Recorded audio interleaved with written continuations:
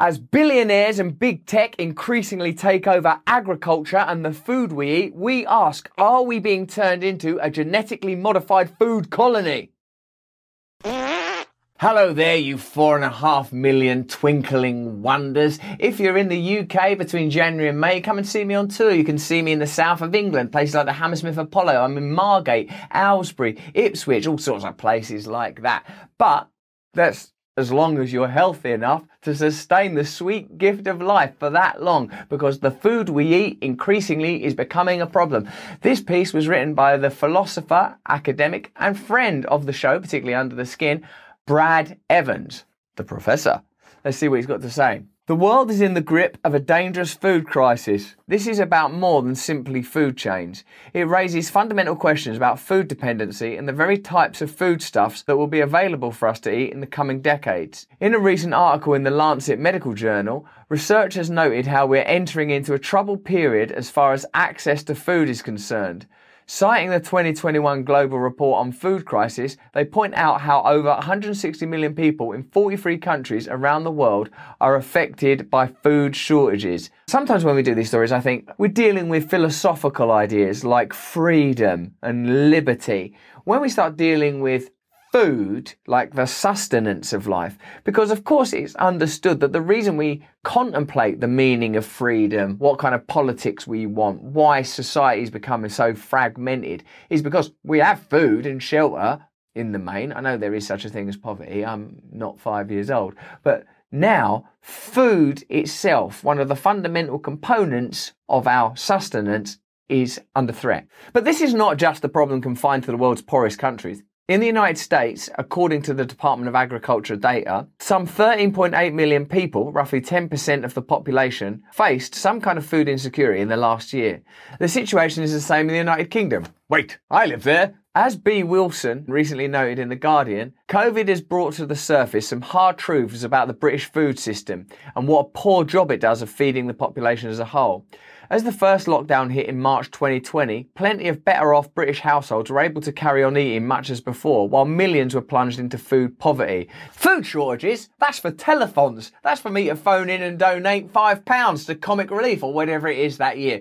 Now, food shortages, as a result of the pandemic and the wealth transfer and power grab that's taken place during this period, are going to be affecting millions, maybe even billions more people. Poverty and starvation is coming to a city near you. Well, it seems the multinational food corporations have a ready-made solution, which also reveals some interesting connections with vaccine production. Nothing to worry about there then, because vaccine production is one of the least controversial issues in modern times. While debates still rage over the extent to which the COVID vaccine amounts to genetic modification, what's perhaps less known is how it's borrowed some of its ideas from the marketing strategies for genetically modified or transgenic food. Moreover, what has marked a notable difference was how vaccine production was able to bypass several regulations that were in place which previously limited the widespread roll out of genetically engineered foods. Could this now be used as a catalyst to open the floodgates as food producers demand the same loosening of rules? What does seem clear is how the success of the vaccine is now presented by some as a new way to overcome public concerns with GM foods. I think what Brad Evans is saying is that because COVID vaccines have been rushed through in order to meet the necessary demand to deal with the consequences of this pandemic and the medical crisis, that the same regulation, legislation, or lack thereof could now be applied to food production. You can see that way that sort of stuff rolls out. Any new precedent that's set around the distribution of a product that previously would have been regarded with some circumspection is foreboding, because now there has been a precedent set. So down the road, we can make food in this way, we can roll out products in this way, because whatever you think about what's going on with the COVID vaccine and the regulations around it, you can see that there are, shall we say, symbiotic relationships between government, big business, big pharma, regulatory bodies that advance a shared agenda. Even if that shared agenda, even if you're of the opinion that shared agenda is get people vaccinated because that's what's necessary in order to save lives.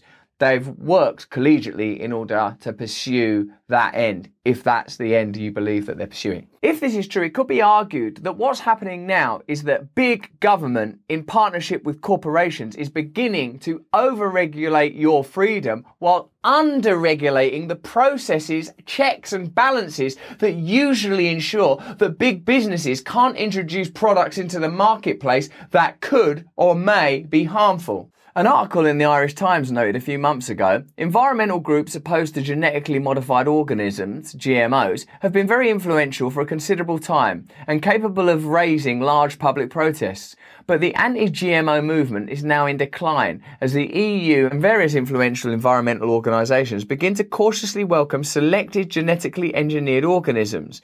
The final nail in the anti-GMO coffin is likely to be the spectacular success of the genetic technology that has just developed several highly effective vaccines against COVID-19 within the miraculously short time frame of 1 year. The same article also points out how biotechnology techniques can help the EU to meet environmental sustainability goals.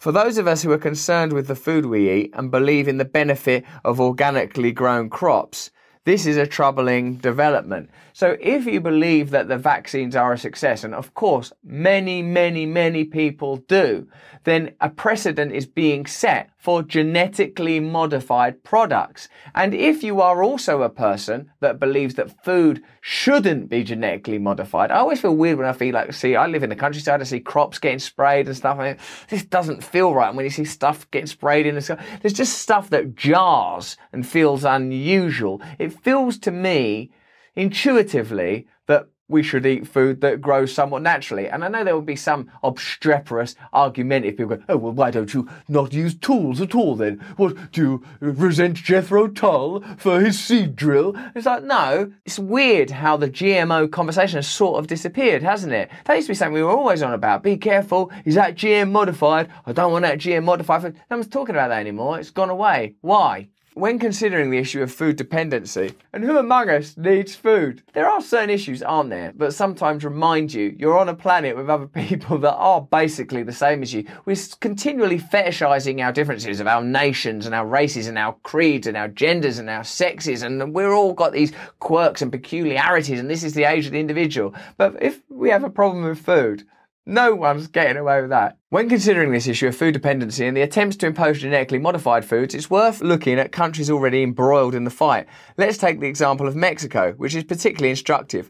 The farmers of the country have been actively organising against GMO foods for many years, and they were integral to getting the issue at the forefront of the international activist agenda, at least since the protests in Seattle back in 2000. Key here is maize or corn. Also, Vandana Shiva, a friend of the show's, continually instructing us, advising us, educating us about what's happening in Indian farming, where the influence of Bill Gates, Monsanto, other massive organisations, patenting seeds, altering seeds, preventing seeds from reseeding. It's just a sort of a nightmare over there. And this is, of course, a global problem because it's a globalist agenda. Corn production in Mexico is not just highly politicised, its production goes to the heart of indigenous cultures. We might recall here how a key feature of the Zapatista uprising in Mexico in 1994 was the autonomy and dignity of native food crops, which in turn led to the creation of what was called the anti-globalisation movement. But it has also been the most ferociously fought over battleground in the push to impose genetically modified variants, which quite literally displace native crops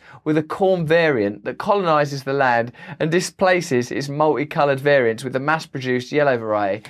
They're always doing that, and I bet when they're doing it, going, we've come to help you with your corn. We have been growing corn for many thousands of years now. We've noticed you're doing it wrong. Have this type of corn. It don't grow again next year. You'll have to give us some more money. Mexico currently boasts 64 types of corn, which are used in over 600 different food dishes. Yet, as Gabriela Galdino noted in Politico, Mexico is rapidly turning into the main battleground in a cultural and commercial war over how the world grows its food, notably in resistance to US demands. What's at stake here is the way food production is taking direct aim at people's political rights for autonomy. GM, in short, is now, like the vaccine, proposing to be a way to save us from another catastrophe as it allows us to feed the world.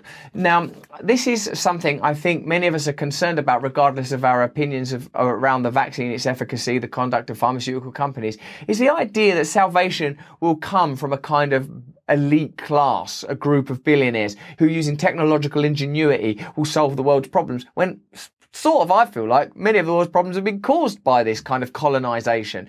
Vandana Shiva is very clear that she believes this simply to be another wave of colonisation posing as a solution. This conveniently comes at a time when people have been making notable shifts in food consumption patterns, demanding fairer production and insisting more on their organic nature. Yeah, that's true. We were beginning to wake up, even though I recognise it was sort of expensive and mostly for well-off people. We prefer organic stuff. Is that organic? Is that organic? It's all over here. But now there's a sort of slow, insidious advance of the GM agenda being pushed with a move that, no matter what else you think it is undoubtedly globalist. One of the most famous voices on food insecurity remains Nobel laureate Amartya Sen. Importantly for Sen, if people are suffering from food insecurity, it's hardly ever due to a shortage of food, but what he called a lack of entitlement. In short, there's enough healthy food available to feed the planet. What we lack is the correct political and economic distributions. A sentence like that, an idea like that, shows us how ridiculous the world has become. There is enough food. There's no need for poverty. There's no need for hunger. There are enough resources, but we have mapped onto actual material reality an ideology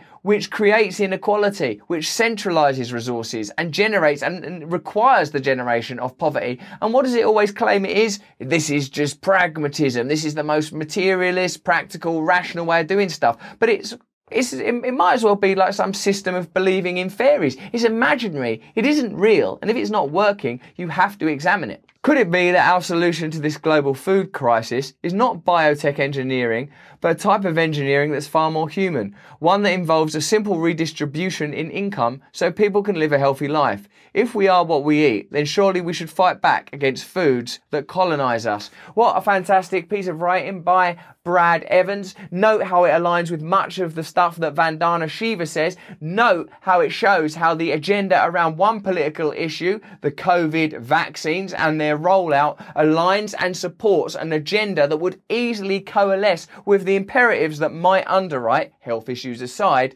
the aforementioned. But that's just what I think, and evidently what Brad Evans thinks. What do you think? We make this content for you, so let us know what you think in the comments below. Give us a thumbs up, a subscription, turn on the notification bell. If you enjoyed this video, why not have a look at this one with Vandana, where she explains in depth how she sees it from an Indian perspective. If you want to learn more about meditation, sign up to my Awakening Side channel, and please join my mailing list as well so I can communicate with you weekly. If you're in the UK between January and May, I'm doing some fantastic shows in early February. There's a link in the description. Stay free.